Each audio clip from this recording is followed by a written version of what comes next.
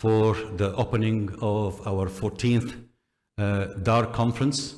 I'm sure you will all enjoy the conference very much, and I know Friday afternoon in Dubai is now becoming a bit of a difficult traffic, but soon this hall will be full because of the rich agenda. Before I proceed, I'd like to pass on the mic to Professor Schwarz for his introduction. Thank you very much, Mohammed. Salam alaikum. For me, it's a great honor to be here at the 14th DAR conference, because if we are thinking about what is the International Diabetes Federation, we are here, we are united to focus on addressing the need of people living with diabetes. And the situation for people living with diabetes changes a lot everywhere in the world. It varies a little bit in Southeast Asia, Africa, and so on. But we always have to be driven by looking for the most ethical, most accessible, most available strategies against diabetes.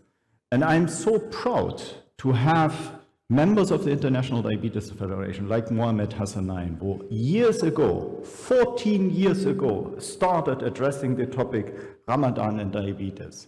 And now he is a driver to move this from Ramadan and diabetes to fasting and diabetes. And let's think about what is the most ethical, most accessible, most available strategy against diabetes. It's fasting and physical activity. It doesn't cost anything, it's highly efficient, and it has the ability to lead to a remission of diabetes. But important is education, education, education. And this is what we are doing here. Thank you very much, Mohammed. Thank you all for coming. Thank you for the discussion and driving this field forward. And back to you, Mohammed. So I won't take too much of your time. I just have a few introductory slides. In fact, this is the slides. So you're here entertained for a rich meal of science. We have 8 sessions with 37 presentations and 5 symposia with 46 world-class faculty. I'm very grateful for all the faculty who flew from many countries, Far East, Europe, Africa, Middle East, and so on. We have 21 countries presented here today. As you can see, so far the registration for the virtual attendance is over 2,000, and for the physical attendance is 950 from as so many countries as you can see from the screen. I'm also obviously very grateful for our sponsors. Without our sponsors, we cannot have a successful conference. We cannot have it in such a beautiful place, although very difficult to park. So really, I'm quite grateful for Servier, for Lilly, for Sanofi, for Boehringer Ingelheim, for Viatris, for Medtronic, for Merck, and for Novo Nordisk. As Peter mentioned, the work for Ramadan started before DAR, but DAR as an organization started in 2013. So we are talking now, coming close to 13 years with 14 conferences. Our first meeting was in this beautiful building in Manchester called the British Muslim Heritage Centre. And since then, this is the roadmap for Ramadan rather than for DAR. So the first big important document was in Casablanca in 1995. And then came the EPIDIAR study in 2004. And shortly afterwards, the very important study or guidelines with the ADA in 2005. At the time, the guidelines were purely consensus, were very little evidence for what we are doing. But since then, there's been lots of guidelines and lots of studies. One of the important steps, we had the guidelines again in 2010 with the LDA, and then the IDF came on board in 2016 and indeed in 2021. And in the interim, we had loads of studies, including the DAR Global Survey.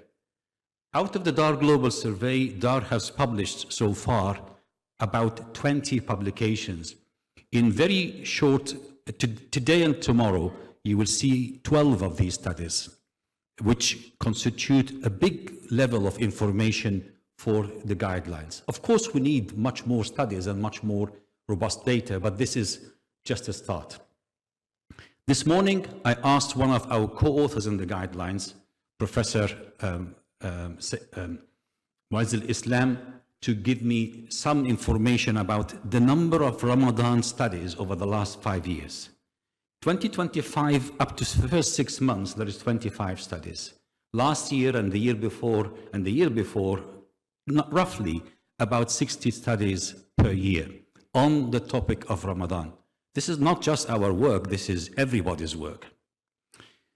So in total, in the last 5 years, there is, or 4 years rather, 272 studies on Ramadan fasting. To me, this is a mark of the dedication of the people. You and I attend lots and lots of conferences, especially in this region, where conferences are almost every weekend. But this conference is different, because this conference material and information are done by you, by many of the investigators in the region and beyond, and this is our data. We are not here just repeating what is mentioned at the ESD or ADA or the ACE conference. Indeed, this is true new data and new guidelines. Talking about the guidelines, we are today and tomorrow launching the new guidelines. The guidelines have 59 different authors this is Sarah from Australia, and this is Harpreet Bajaj from Canada. So you can see it's including the whole globe, apart from South America. This is the only continent that we don't have an author from. And I'm so grateful for all the authors. Specifically, I'm very grateful for some of the authors who dedicated a lot of time and effort, including Bashar Effendi and Salim Beshaya, and many of the lead chapters who put a lot of time and effort. I have to say, to do this slide, it took me 3 hours this morning to try to get the pictures from phone to laptop or sometimes from the internet. So if your photo is missing or it's not your perfect photo, I'm sorry, this is the best I could manage in the time.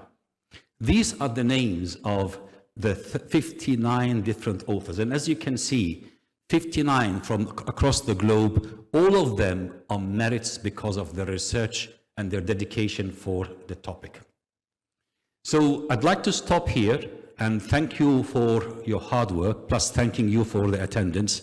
And we'll now start the conference and open the conference with the first session.